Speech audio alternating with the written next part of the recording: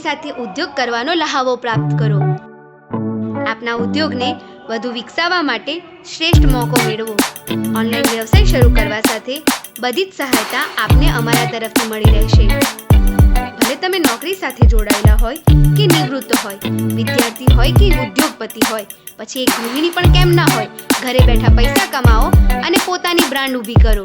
અમારું સરનામું છે લેક્સી ફેબ્રિક્સ ઉદ્યોગનગર નવસારી અને અમારો સંપર્ક કરવા માટે 7698080307 અથવા 9898287464 पर कॉल करो. नमस्कार, आप देख रहे हैं जेकेटी न्यूज. आइए देखते दिन भर की बड़ी खबरें.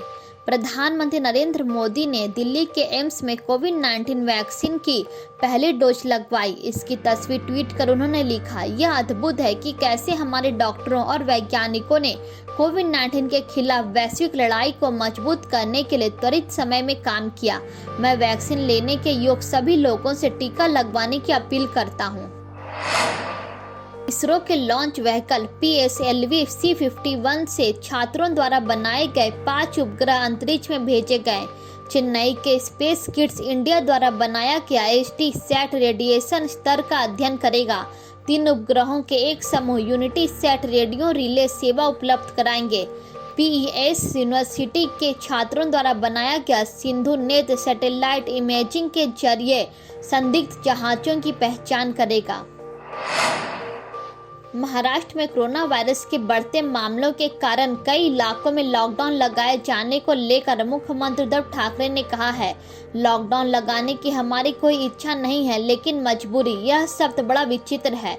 सीएम ने कहा, मैंने सोशल मीडिया के माध्यम से लोगों को कहा है कि मास्क पहने और लॉकडाउन को ना कहें. केंद्रीय मंत्री प्रकाश जावड़ेकर ने बताया कि IIT बॉम्बे के साथ मिलकर उनके मंत्रालय ने एक सेंटर बनाने का निर्णय लिया है, जहां गेमिंग, VFX और एनिमेशन से संबंधित कोर्स पढ़ाए जाएंगे. उन्होंने कहा कि IIT बॉम्बे इस साल से ही कोर्सेज की शुरुआत कर देगा. हम तैयारियों के एक उन्नत चरण में हैं.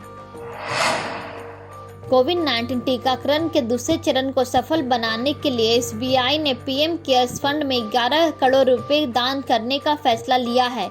SBI के चेयरमैन दिनेश खरा ने कहा है, ऐसे ही विपरीत परिस्थितियों में एकता की परीक्षा होती है. मैं सभी से आग्रह करता हूं कि वे आगे आकर अपनी क्षमता अनुसार टीकाकरण को सफल बनाने में योगदान दें.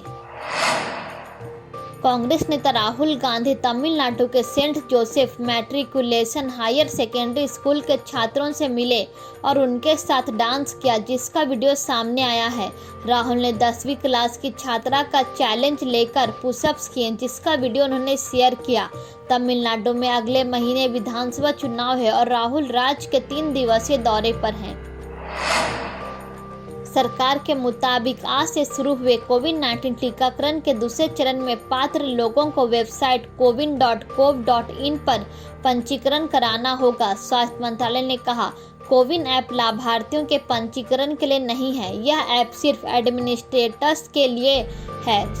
60 से ज़्यादा और अन्य बीमारी से पीड़ित 45 से ज़्यादा उम्र वाले लोग सोमवार से कोविड-19 वैक्सीन लगवा सकते हैं.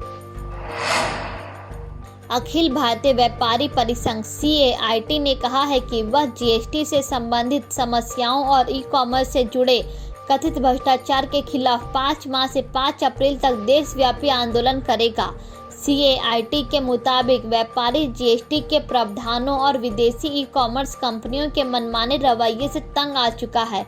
इस समस्या का समाधान ढूंढना उनकी मजबूरी बन गई है.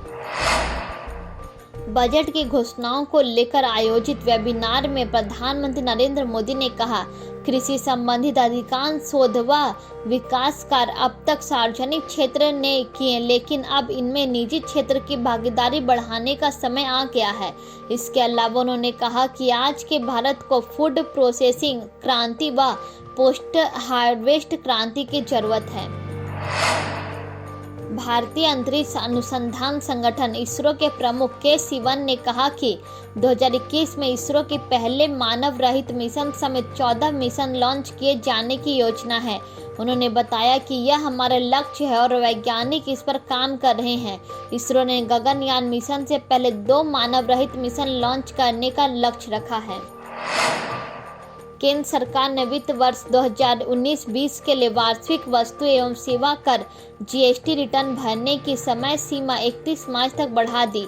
वित्त मंत्रालय ने कहा, रिटर्न भरने में करदाताओं को आ रही दिक्कतों के मद्देनजर सरकार ने वित्त वर्ष 2019-20 के लिए GSTR 9 और GSTR 9C भरने की समय सीमा 31 मार्च तक बढ़ाई है।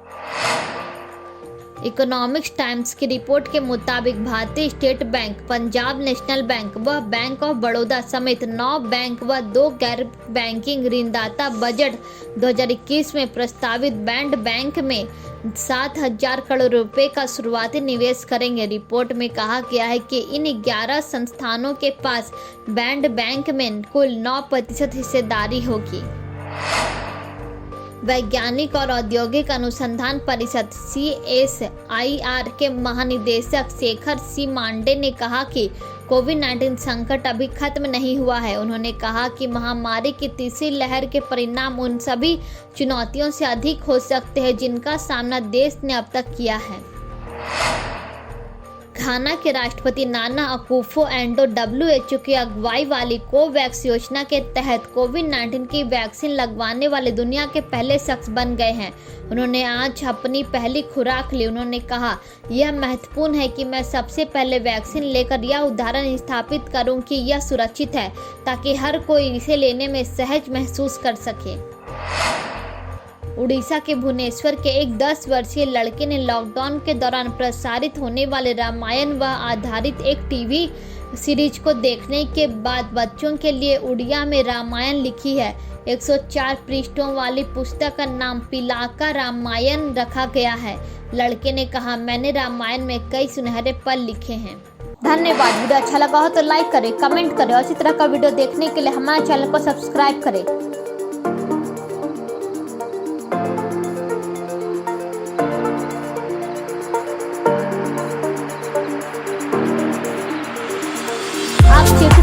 आप इंस्टाग्राम, ट्विटर और फेसबुक पर भी जुड़ सकते हैं।